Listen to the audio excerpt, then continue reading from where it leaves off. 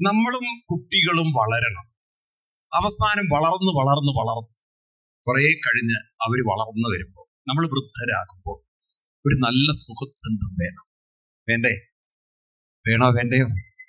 നമ്മളോട് സംസാരിക്കുന്ന, നമ്മുടെ കൈപിടിക്കുന്ന, നമ്മുടെ തോളിൽ കൈവച്ച് സംസാരിക്കുന്ന ഒരു കൂട്ടുകാരനെ പോലെ, അല്ലെങ്കിൽ നമ്മുടെ കാര്യങ്ങൾ മനസ്സിലാക്കുന്ന അങ്ങനെ ഒരു സുഹൃത്തുബന്ധം ഇപ്പോഴല്ല, അവർ വളർന്ന് വളർന്ന് നമ്മൾ വൃദ്ധരായി അവർ യൗവനത്തിൽ നിൽക്കുമ്പോൾ, നമ്മുടെ അവസ്ഥയിലെത്തുമ്പോൾ, ആ ഒരു അവസ്ഥയിലെത്തുമ്പോൾ ഒരു നല്ല ബന്ധം കുട്ടികളുമായി വേണമെന്ന് ആഗ്രഹിക്കുന്നുണ്ടോ? നിങ്ങൾ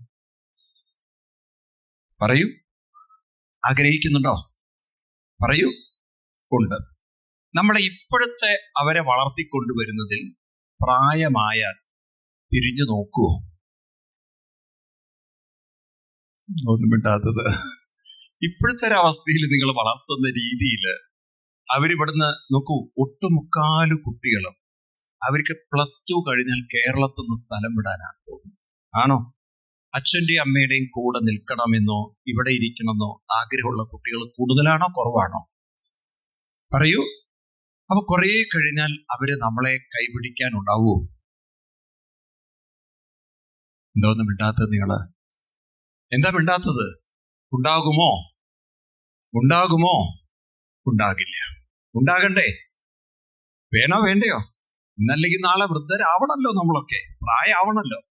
ഒരു കൈപിടിക്കാനും നമ്മുടെ കൂടെ സമയം ചെലവഴിക്കാനും അവർക്ക് സാധിക്കണമെങ്കിൽ അവരെ സ്വാധീനിക്കുന്ന കുറെ കാര്യങ്ങൾ നമുക്ക് ചെയ്യാം. ഞാൻ കൂടുതൽ കൈകാര്യം ചെയ്യുന്ന ഒരു പുസ്തകം ഭാഗവതം, സപ്താഹം. നിങ്ങൾ പലരും കണ്ടു കാണുന്ന ഏഷ്യാനെറ്റിലൂടെയൊക്കെ പണ്ട് ഞാൻ ഭാഗവതം പറഞ്ഞ് രാവിലെ തന്നെ നിങ്ങളുടെയൊക്കെ വീട്ടിൽ വരുമായിരുന്നു. കണ്ടിട്ടുള്ളവരുണ്ടോ ആരെങ്കിലും ഭാഗവതം? ഭാഗവതമാണ് എൻ്റെ മെയിൻ ഗ്രന്ഥം. അപ്പോഴതാണ് കൂടുതൽ ആളുകൾ എന്നെ വിളിക്കുന്നത്. അപ്പൊ ഇത് കഴിഞ്ഞാൽ തന്നെ എനിക്ക് തലശ്ശേരി പ്രോഗ്രാം, ഇവിടെ വരുന്നതിന് തിരുവനന്തപുരത്തെ സപ്താഹം കഴിഞ്ഞ് ഇന്നലെയായിരുന്നു അവിടെ കഴിഞ്ഞത്. അപ്പൊ അങ്ങനെയാണ് നമ്മുടെ ജീവിതം. അപ്പോ ഭാഗവതത്തിൽ ധ്രുവചരിതം എന്നൊരു ഭാഗമുണ്ട്. ഏതാണ്? ഒരു ധ്രുവചരിതം. അപ്പൊ ഒരു രാജാവിന്റെ മകൻ, കേട്ടിട്ടുണ്ടോ? കഥ കേട്ടിട്ടുണ്ടോ? നിങ്ങള് കേട്ടിട്ടുണ്ടോ? അപ്പൊ ഒരു രാജാവിന് 2 മക്കൾ, 2 ഭാര്യയിൽ 2 മക്കൾ. അപ്പൊ മൂത്തവനാണ് ധ്രുവൻ. ആ ധ്രുവനാണ് രാജ്യഭരണം കിട്ടേണ്ടത്. കാരണം പഴയ കാലത്ത് മൂത്ത കുട്ടികൾക്കായിരിക്കും എപ്പോഴും രാജ്യഭരണം. പഴയ കാലത്ത്, ഇപ്പോഴും പല വിദേശ രാജ്യങ്ങളിലൊക്കെ, അറബി രാജ്യങ്ങളിലൊക്കെ അങ്ങനെയല്ലേ, മൂത്തവർക്കാണ് രാജ്യം. ഇവിടെ രണ്ടാമത്തെ ഭാര്യയ്ക്കൊരു പേടി, എന്റെ മകന് രാജ്യഭരണം കിട്ടാതെ പോയാൽ ഞാനും എന്റെ മകനും ഔട്ടാവോ? അതുകൊണ്ട് എന്ത് വേണമെച്ചാൽ രാജ്യഭരണം ധ്രുവന് കൊടുക്കരുത്, മൂത്തവന് കൊടുക്കരുത്. രാജ്യഭരണം എന്റെ പുത്രന് കിട്ടും. രണ്ടാമത്തെ പുത്രന്റെ പേര് ഉത്തമൻ എന്നാണ്. എന്താണ്? ഉത്തമൻ. അപ്പൊ രണ്ടാമത്തെ ഭാര്യ ഒന്നാമത്തെ ഭാര്യയെ പുറത്താക്കാനുള്ള ചില ബുദ്ധി കാര്യങ്ങളൊക്കെ ചെയ്തു. വെച്ചാൽ നമുക്കറിയാം, തലയണാന്തരം നമുക്ക് കേട്ടിത്തരും. എന്ന് വെച്ചാൽ ഇല്ലാത്ത കുറ്റങ്ങൾ പറഞ്ഞ് പറഞ്ഞ് പറഞ്ഞ് പറഞ്ഞ് പറഞ്ഞ് പറഞ്ഞ് ഭർത്താവിന്റെ മനസ്സിൽ നിന്നും ആ ഭാര്യയോടുള്ള ഇഷ്ടം ഇല്ലാതാക്കുന്നതിന്റെ പേരാണ്. ഒരാളുടെ കുറ്റം കണ്ടിന്യൂസ്ലി പറഞ്ഞു കഴിഞ്ഞാൽ ഒരാളോടുള്ള ഇഷ്ടം, ഉറക്കെ പറയൂ, കുറഞ്ഞു പോകും. ഇല്ലേ? കുറഞ്ഞു പോകും. ഇങ്ങനെ പറഞ്ഞ് പറഞ്ഞ് പറഞ്ഞ് ഈ സുനീതിയോടുള്ള ഇഷ്ടം. അപ്പൊ സുനീതി പുറത്തുപോയി താമസിക്കുക. ഒരു ദിവസം അമ്മ നോക്കുമ്പോൾ കുട്ടി അച്ഛന്റെ അടുത്ത് പോയിരിക്കണം കൊട്ടാരത്തില്.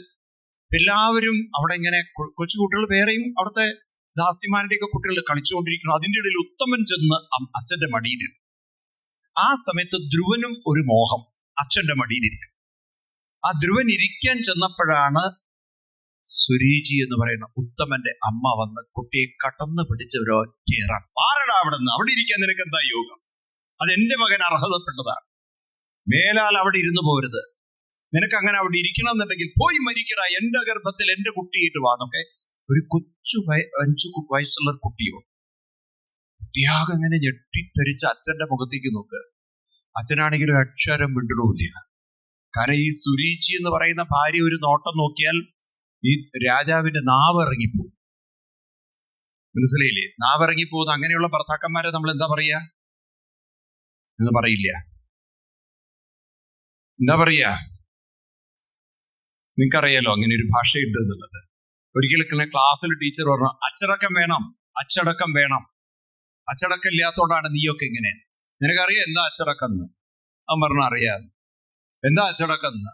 അമ്മ അച്ഛനെ അടക്കുന്നതാണ് അച്ചടക്കം എന്ന്. അമ്മ ഒരു നോട്ടം നോക്കിക്കഴിഞ്ഞാൽ അച്ഛൻ പിന്നെ അധികം മിണ്ടില്ല. അതാണ് അച്ചടക്കം എന്ന് കുട്ടി മനസ്സിലാക്കിയിരിക്കുന്നത്. ഇവിടെ ഈ രാജാവ് ഒരക്ഷരം മിണ്ടില്ല. കുട്ടി സ്വാഭാവികമായും അമ്മയുടെ അടുത്തേക്കല്ലേ പോവാ. ഓടിച്ചെന്ന് അമ്മയെ കെട്ടിപ്പിടിച്ച് കരയുമ്പോൾ സുനീതി വിചാരിച്ച കുട്ടികളല്ലേ വികൃതി കാണിച്ചാവുന്ന. പിന്നെയാണ് മനസ്സിലായത് സഹപത്നി സുരുചി പറഞ്ഞ ക്രൂര വാക്കുകളെ കൊണ്ട് കുട്ടിയുടെ മനസ്സ് നൊന്തുപോയി.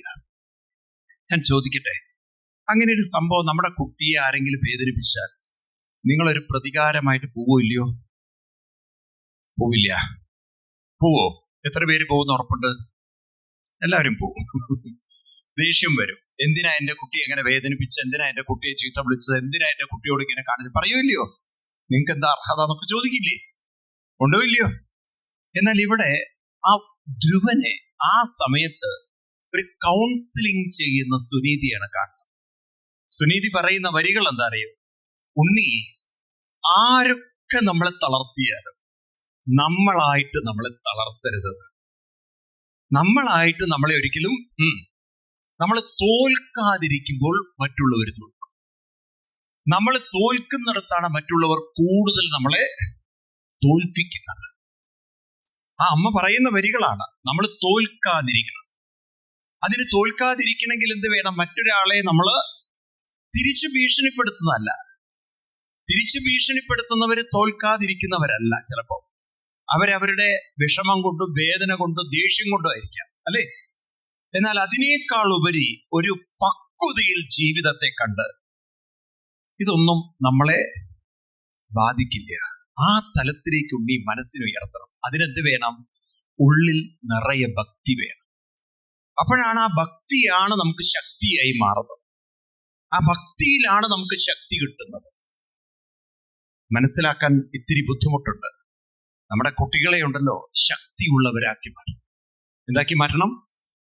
കാരണം എന്താന്ന് വെച്ച് കഴിഞ്ഞാൽ ഇന്ന് നമ്മുടെ കുട്ടികള് ഒരു താരതമ്യത്തിന്റെ ലോകത്തിലാണ് നിൽക്കുന്നത്. കമ്പാരിസൺ. കൂടെ പഠിക്കുന്നവര് നല്ലവണ്ണം പഠിക്കുന്നവരാണെങ്കിൽ അവരിൽ പല കഴിവുണ്ടെങ്കിൽ അതൊന്നും ഇല്ലാത്തവരിൽ ചില കോംപ്ലക്സുകൾ വരും. ഉണ്ടോ? നിറത്തിന്റെ കോംപ്ലക്സ് ഉള്ളവരുണ്ട്, നീളത്തിന്റെ കോംപ്ലക്സുകൾ ഉള്ളവരുണ്ട്. ഇല്ല എന്നുള്ളത്. വണ്ണം കൂടിപ്പോയാൽ കോംപ്ലക്സ് ഉള്ളവരുണ്ട്, ഓവറായി മെലിഞ്ഞു പോയാൽ കോംപ്ലക്സ് ഉള്ളവരുണ്ട്. ഉണ്ടോ ഇല്ലയോ? എന്താ ഒന്നും മിണ്ടാത്തത് നിങ്ങള്? പഠിക്കാൻ അത്ര സ്മാർട്ട് അല്ല എന്നുള്ള കോംപ്ലക്സ് ഉണ്ട്. പല കഴിവുകളും ഇല്ല എന്നുള്ളൊരു കോംപ്ലക്സ് ഉള്ളവരുണ്ട്. പലതിനെയും ഫേസ് ചെയ്യാൻ കഴിവില്ല എന്നുള്ള കോംപ്ലക്സ് ഉണ്ട്. അതായത് ഒരു കാര്യം പ്രസന്റ് ചെയ്യാനുള്ള സ്കില്ലില്ല എന്നൊക്കെയുള്ള കോംപ്ലക്സ്. ഉണ്ടോ ഇല്ലയോ? എത്ര പേര് അത് ഐഡന്റിഫൈ ചെയ്തിട്ട് കുട്ടികൾക്ക് അങ്ങനെ കോംപ്ലക്സ് ഫീച്ചറുള്ള കുട്ടി? നിങ്ങൾക്ക് എത്ര പേർക്ക് അങ്ങനെ തോന്നിയിട്ടുള്ളവർ കൈപ്പൊക്കും? എന്റെ കുട്ടികൾക്ക് അങ്ങനെ തോന്നാറുണ്ട്. കാരണം കമ്പാരിസൺ കുട്ടികളുടെ ജീവിതത്തിൽ ഉണ്ടാവും. നിങ്ങളും കമ്പാരിസൺ നടത്തും. ഉണ്ടോ? മാർക്ക് കിട്ടിയ ഉടനെ ചോദിക്കുക എന്താണ്? ഒന്നും ചോദിക്കില്ല. മാർക്ക് ലിസ്റ്റ് ചെയ്ത് കുട്ടി വന്നാൽ നിങ്ങൾ എന്താ ചോദിക്കുക? അവരുടെ ഫ്രണ്ട്സിനൊക്കെ എത്ര കിട്ടിയെന്ന് ചോദിക്കോ? ചോദിക്കോ ഇല്ലയോ? ചോദിക്കില്ല. ചോദിക്കും. എത്ര പേര് ചോദിക്കും? അവർക്ക് കുറച്ചുകൂടി മാർക്ക് കൂടുതലാണ് കിട്ടിയെന്ന് പറഞ്ഞാൽ, കുറച്ചുകൂടി മാർക്ക് നിങ്ങളുടെ മകളെക്കാളോ അല്ലെ മകനേക്കാളും കിട്ടിയെന്ന് പറഞ്ഞാൽ ദേഷ്യം മുകളിലേക്ക് കയറാത്തവർ എത്ര പേരുണ്ട്? ദേഷ്യം വരുമോ? വരുമോ ഇല്ലയോ? എന്താണെന്ന് മിണ്ടാത്തത് നിങ്ങള്? അപ്പോ നമ്മൾ കുട്ടികളെ ചെറുപ്പത്തിൽ തന്നെ പരിശീലിപ്പിക്കുന്ന എന്താ അറിയോ? മറ്റൊരാളെ തോൽപ്പിക്കുക എന്നുള്ളതാണ്. നമ്മള് വിജയിക്കുക എന്ന് പറയുന്നത് തോൽപ്പിക്കലല്ല. അത് നമ്മൾ കുട്ടികളോട് പറഞ്ഞു കൊടുക്കേണ്ട കാര്യമാണ്. വിജയിക്കുക എന്ന് പറയുന്നത് സ്വന്തം കഴിവുകളെ വളർത്തിയെടുത്ത് എല്ലാറ്റിനും പറ്റുന്ന ഒരാളായി മാറുക, അല്ലേ? ഏത് മേഖലയിലും പറ്റുന്ന ഒരാളായി മാറുക. ആണോ അല്ലയോ? വെറും വിദ്യാഭ്യാസത്തിന് മാത്രം പറ്റുന്ന ഒരാളായാൽ മതിയോ? പറയൂ. ഏത് കാര്യത്തിനും. ഇപ്പൊ ഒരു കാര്യം പ്രസന്റ് ചെയ്യണം, ടീച്ചർ വിളിക്കുന്നു, ധൈര്യപൂർവ്വം ചെന്ന് പ്രസന്റ് ചെയ്യാൻ സാധിക്കുന്ന ഒരു മകനെ, അങ്ങനെയുള്ള ഒരു കുട്ടിയെ വേണോ? മാർക്ക് മാത്രം നേടിപ്പോകുന്ന ഒരാളെ വേണോ? ഏതാ വേണ്ടത്? ഒരു കാര്യം ഓർഗനൈസ് ചെയ്യുന്നതിൽ മുന്നിട്ടിറങ്ങാൻ സാധിക്കുന്ന ഒരാൾ, ഒരു കാര്യത്തിൽ വളരെയധികം എന്തിനും ഒരു ഊർജ്ജസ്വലതയുള്ള ഒരാൾ, അങ്ങനെയുള്ള ഒരാളെ വേണോ? അതോ മാർക്ക് മാത്രം നേടുന്ന ഒരാളെ വേണോ? പറയൂ നിങ്ങൾ. എന്താ ഒന്നും മിണ്ടാത്ത നിങ്ങള്? ഏതെങ്കിലും ഒരു കാര്യത്തിൽ മാത്രം മാർക്ക് നേടി പഠിക്കുന്ന കുട്ടികളെ മാത്രം വേണമോ? പണ്ട് അങ്ങനെ ഒരു ചോദ്യം ചോദിച്ചിരുന്നു. എന്താ അറിയോ? 16 വയസ്സ് വരെ ജീവിക്കുന്ന അതീവ ബുദ്ധിമാനും കഴിവുള്ള ഒരാൾ വേണോ, 100 വയസ്സ് വരെ ജീവിക്കുന്ന മണ്ടനും പൊട്ടനും ആയിട്ടുള്ള ഒരാളെ വേണോ? ഏത് കഥയാണത്? ആരുടെ കഥയാണത്? ദൈവമേ, അതും അറിയില്ലേ നിനക്ക്? ആരുടെ കഥയാ? മാർക്കണ്ഡേയന്റെ കഥ അങ്ങനെയാണ്. ഇപ്പൊ നമ്മളൊക്കെ മാർക്കണ്ഡേയന്മാരുടെ അച്ഛനാണ്. എപ്പോഴും മാർക്കാണ് അന്വേഷിക്കുന്നത്. അത് കേവലം മണ്ടയുടെ രൂപത്തിലാണ് വന്നതെങ്കിൽ നിങ്ങളുടെ കലിയെ കൊണ്ട് വരും. അപ്പോ ഈ രീതിയിൽ വെറും നമ്മൾ വിദ്യാഭ്യാസം മാത്രം നോക്കുന്നവരായി തീരും. സമസ്ത മേഖലയിലും കുട്ടികളുടെ കഴിവ് വളരണ്ടേ?